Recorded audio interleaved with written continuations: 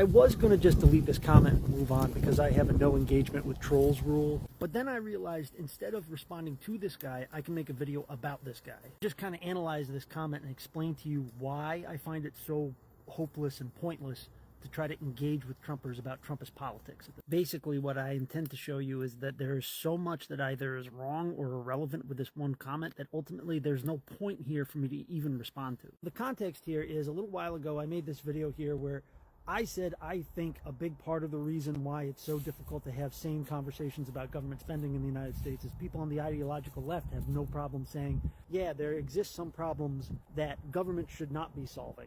But people on the ideological right just cannot say the phrase, yeah, there are some problems for which government is the best solution. To say the left can concede to the right's viewpoint, but the right cannot concede to the left's viewpoint. So how are you ever going to get anywhere trying to come to a consensus? And this guy left this comment. I asked every lefty this question. Why is federal spending up 56% since 2019 while inflation is up 24, GDP is up 33? No one even attempts to answer. Will you? This is why we need those. So you can see the first problem right off the bat, right? The guy is instantaneously trying to change the subject. His comment is irrelevant to the point that I'm making in the original video. I'm assuming he's trying to change the subject for the same reason that anybody is ever trying to change the subject. He has no response to the point that I'm making, but he's triggered about the point that I'm making. So he's trying to bait me into some sort of argument about a completely different topic that he thinks he's got something to say about. Second of all, look at the way he's trying to frame the question. He's trying to frame it as if there's like a left-leaning and right-leaning answer to a math problem. Sir, if one person is telling you that 2 times 2 equals 4 and somebody else is telling you that 2 times 2 equals 17, it's not like we got a difference of opinion and sparks are going to fly as we battle this out. Just one of the two people is just wrong. It's not that interesting. This commenter frames his question in such a way where he's trying to create a controversy where one just cannot exist. Third problem I have with this comment is why 2019? Kind of suspicious. Just pick some random year. There's no change in presidential administration happening in 2019. There's no passage of a bill that is relevant to the discussion that happened in 2019. He's trying to compare 2019 to 2025, not because there's some sort of policy change that he wants to test and analyze the effect of. He's picking a random year to try to engineer some sort of meaningless point. It's the same thing as me saying, wow, things are starting to warm up. Must be springtime. And this guy's saying, nuh-uh. It's colder right now than it was in August, so things are cooling down. You're not using August as the comparison point because it makes sense. You're using August as the comparison point because you want to disagree.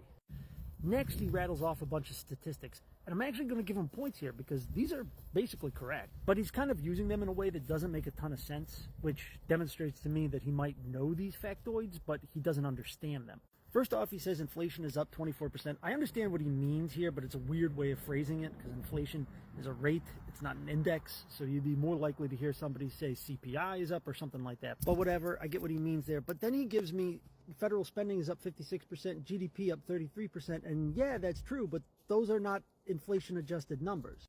Trump's 2019 budget clocked in at $4.4 trillion. Biden's 2024 budget at $6.75. That's a 53% increase. The commenter said 56, but whatever, he's close enough. But 4.4 is the nominal amount.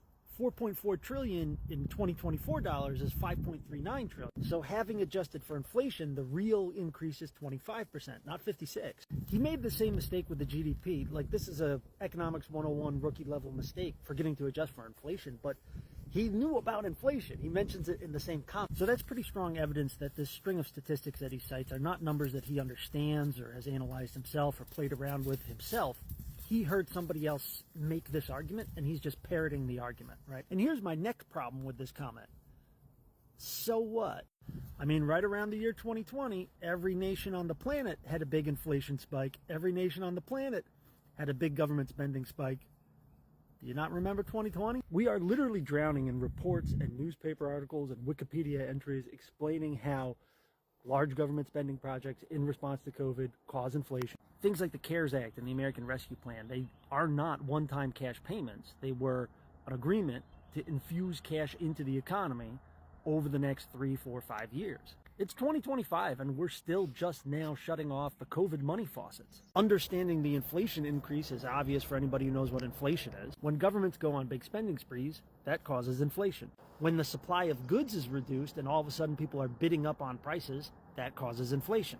During COVID, you had both high government spending and a supply shock, so obviously there would have to be a period of hyperinflation. The US had 20-something% inflation between 2019 and 2024, but so did Canada, so did the UK. So when this commenter says, no lefty has ever answered me, I don't believe him when he says that he's asked, but also, like, why would he be asking? Why would he think it's a political question? It's a math question that you can just Google the answer to.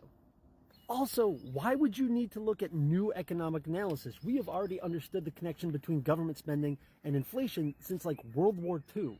In fact, you can go in your basement where you have your collection of old economics textbooks, grab the oldest one you have, and see that even way back in 1955, the excess of purchasing power can result only in price increases. A, too much money spending in comparison with B, the limited supply of goods that can be produced at full employment results in C, bidding up the prices and ultimately wages too. There's so much economic analysis freely available on the Google machine out there about how COVID drove up national spending and how national spending drove up inflation that if you don't understand it, it's because you didn't bother to try.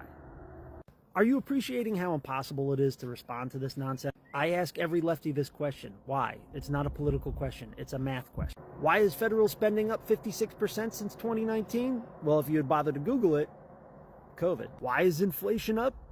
Because spending. Why is GDP up 33%? Because government spending is up and inflation is up. Government spending counts toward a country's GDP, and 20-something percentage points of that 33 is the inflation that this guy forgot to account for. But I'm also confused about why this is included in here, because like when the GDP goes up, that's good.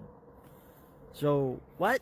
And then the icing on the cake. This is why we need Doge. If you're falling for the Doge scam, you're so hopelessly mathematically illiterate. Elon claimed he could cut $2,000 billion out of the budget. Then he said, well, okay, maybe it'll be $1,000 billion. And so far, he's cut out 8, though a lot of that 8 is going to get put back in. A lot of those folks that he fired, he didn't have the legal right to fire. They're going to come back. Doge walked away from a bunch of government grants and contracts. People will sue the government over that. All of those lawsuits at the taxpayer's expense. But even if it stood $8 billion when you said you could find $2,000 billion, that's a big gap. Those are two very different numbers. And on top of that, just running around cutting random shit isn't making the government more efficient. It's just making it less. Efficiency would be if the American taxpayers were getting the same amount of service for less money. Doge is just getting us less service for less money. That's not efficiency. That's just less. Okay, I've been going on long enough. I gotta wrap this up. This has been a long and tedious video. It was not fun to watch, and it was not fun to make. That's kind of my point. I have spent the last couple of minutes not even refuting this guy's point, just trying to figure out what the hell point he's trying to make. Because ultimately, there is no point. It's turtles all the way down. Trying to argue with MAGA is like trying to wrestle with a cloud of smoke. You and I use language and rhetoric as a tool to make a point. But on Planet MAGA, rhetoric is just a branch of aesthetics. You and I would have a debate to try to figure out like what is true, what is correct, what are our priorities, and what should we do given those truths and priorities. But in MAGA world, rhetoric and debate are just about trying to paint one party as weak and the other party as strong, with the implication that if you are one of the strong types, we should be doing whatever it is that you say, whether it makes sense or not. And if you are one of the weak types, we should not listen to you, no matter what it is that you're trying to get across. This comment is not a point. It is just language. There is nothing being said here, which is why I'm arguing that it's hopeless, it's pointless, it's a waste of time and energy and resources to argue with these people. This guy literally does not care or understand what is good or bad economics. He just wants to feel like he's winning points in a game that no one is playing. In this comment, he demonstrates that he doesn't know or care how numbers work. He doesn't know or care how rhetoric works. He doesn't know or care what is an argument. I'm not going to respond directly to him, and I think I've demonstrated why. There's nothing there to respond to.